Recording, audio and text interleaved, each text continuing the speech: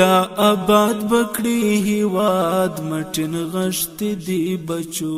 د بغلان برېښنا ریاست له لوري د روان لمریز کال لومړیو شپږو میاشتو کې راټولو شوي عوایدو کې د پام وړ زیاتوالی راغلی دی.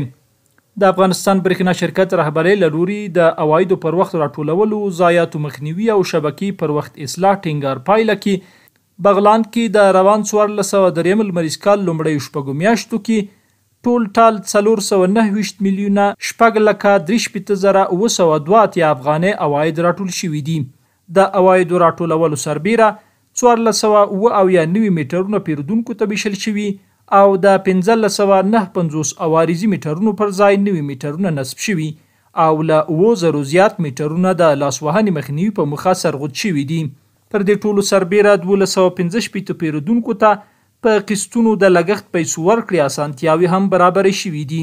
د افغانستان برېښنا شرکت رهبري د برېښنا حوزو او اړوند ولایتي واحدونو مسؤلینو سره د ویډیو کانفرنسونو او مخامخ ناستو له لارې پیرودونکو ته د ډاډمنو خدماتو وړاندې کولو سربیره د عوایدو پر وخت راټولونې، ضایعاتو مخنیوي او شبکې اصلاح چارو چټکتیا ټینګار کوي چې د پام وړ مثبتې پایلې درلودلې دي.